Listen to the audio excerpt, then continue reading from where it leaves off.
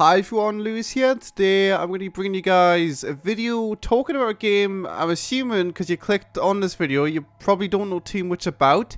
It's called H1Z1, or some people also refer to it as Hizzy, and it's maybe the game that's in the survival genre which people have been dreaming of for a very, very long time. So I'm going to essentially give you a TLDR of the game, all of its features, and why I personally think it's going to be really awesome. No one knew anything about the game 2 days ago. This thing that you're looking at right here is actually the website, H1Z1.com, which came out yesterday, and other than the website and a few interviews and a small bit of gameplay, there isn't too much information on the internet, so I've managed to bring it all together and, like I said, give you guys a TLDR, so that's what I'm going to do. Your first thought is probably, oh no, not another zombie game, what makes this different? It's going to be complete shit, and that makes perfect sense since there has been a lot of shitty zombie games, Warzy. But this game is actually being developed by a company who have a very long past in the games industry. They've made games like EverQuest, PlanetSide 2, they are SOE, or as it stands for, Sony Online Entertainment. So we've got money backing the game, which is already good. We've got a lot of experience in the business of actual MMOs, which is what this aims to be. So what more can I tell you other than that? But obviously that's a good start. Instead of just being from some random developer, you've got some trust in these devs if you have played some of their titles before. But the main thing which separates this game from other similar games in the genre like DayZ and Rust, and that's kind of how I describe what the game looks like so far. It looks like a combination of DayZ in terms of the good zombie survival, but then also the base building aspect from Rust. The base building sounds like a really cool prospect in a really, really large world. But the thing that separates it from those games is the engine which this game uses, which is Forgelight. It was used in PlanetSide 2 as well as a bunch of other recent SOE titles, and it allows for thousands of players on one server and a very, very large world, which is exactly what is needed to make a good open world zombie survival MMO. Things like DayZ have only up to this point been able to have 40 players per server. They do have plans in the future to expand that to 150, but these are just, you know, developers saying that this is going to happen in the future, whereas this is already a possibility in PlanetSide 2. You can already have thousands of players on a server in PlanetSide 2 on a very large world.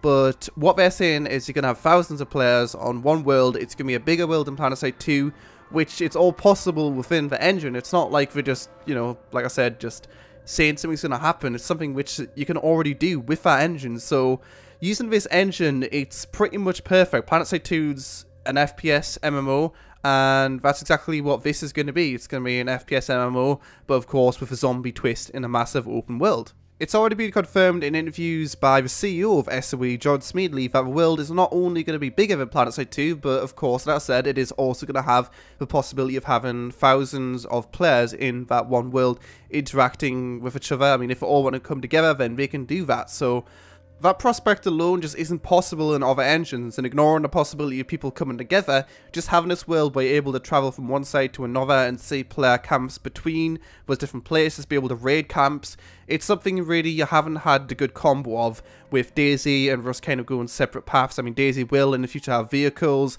and base building and stuff, but I don't think it'll ever be as good as it could be on an engine like this, especially considering the most players you'll ever get in DayZ is 150, which is a good number, but obviously with 1,000 plus players you can have a much bigger world, and it's just going to feel more like an MMO than a game with 150. 150 isn't that many, although I still would call DayZ an MMO once it does have that many. This just feels a lot more like an MMO, which is always good. In terms of actual monetization of a game, you might be wondering, is it free? How much does it cost, etc, etc?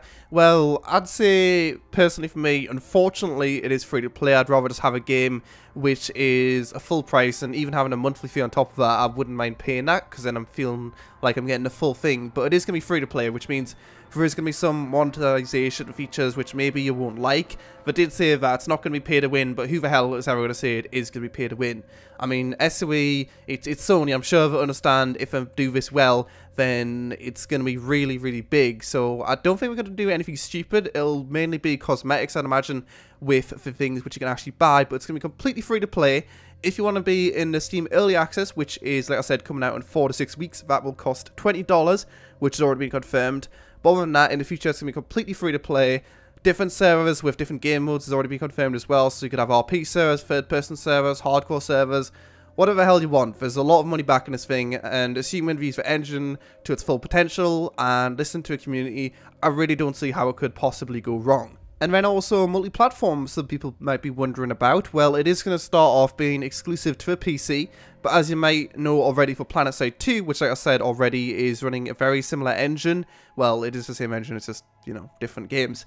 But that is already on PC and also PS4. It came out on PC in 2012, came out on PS4 in 2014, because that's when the PS4 came out, well, late 2013.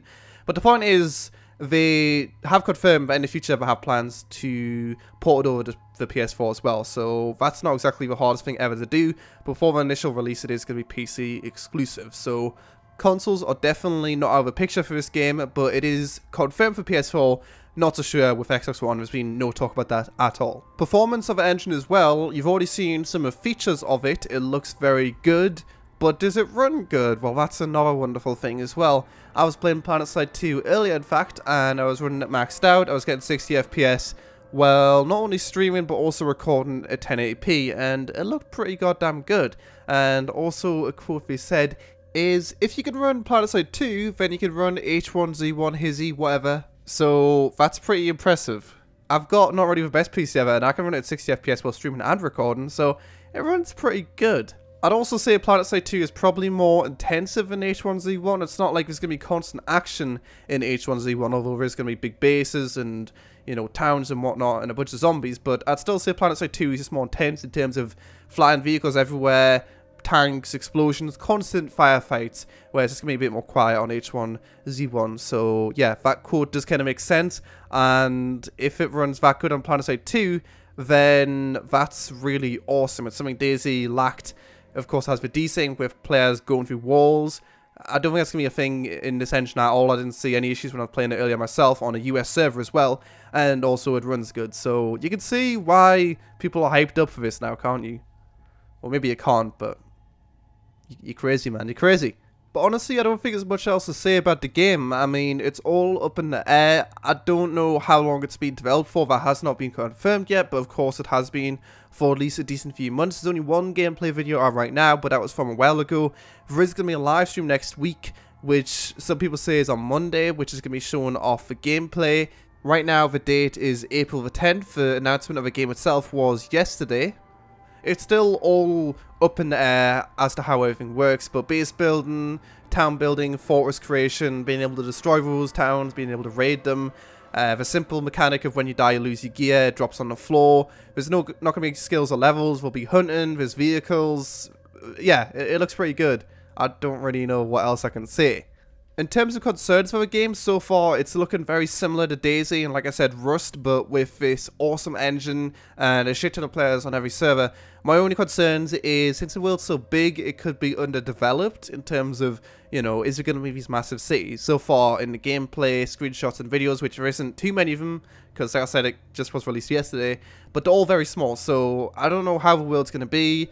I hope there's underground environments, maybe there's a possibility of even building underground bases. It kind of looks arcadey, but we won't know that until it's released. I don't like the free-to-play model. I really wish that it was just a monthly payment along with buying it. I wouldn't have any issue with that at all. But I understand why I've done it. You know, it's going to bring in a much bigger audience with it being free-to-play. And it'll probably end up making more money too. That's why people choose, or businesses choose to make the game free-to-play, because it brings in more people, which makes people happy.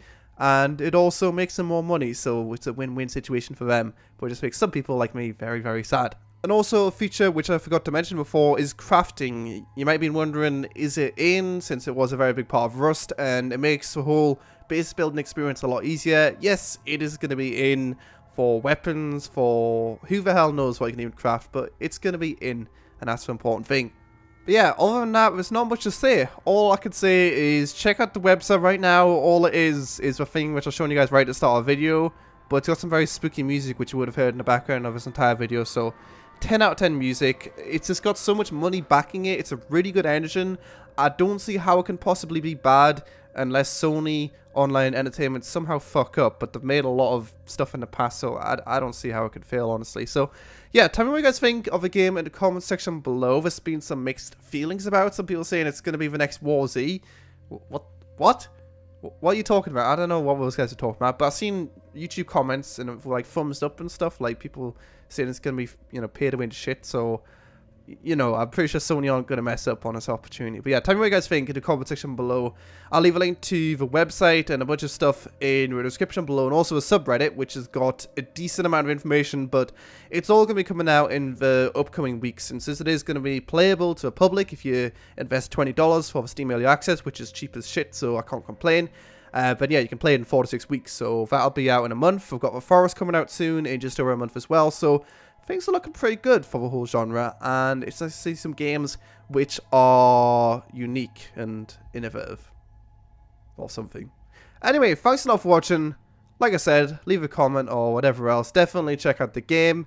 Whenever I'm able to bring you guys information, if there's a lot of it, then I will try to do something. And if, of course, I'm able to play it, then I will do that too. But we'll see what happens. Anyway, thanks a lot for watching. Like I said, don't forget to comment, like, subscribe, and all good stuff. And I'll see you guys next time.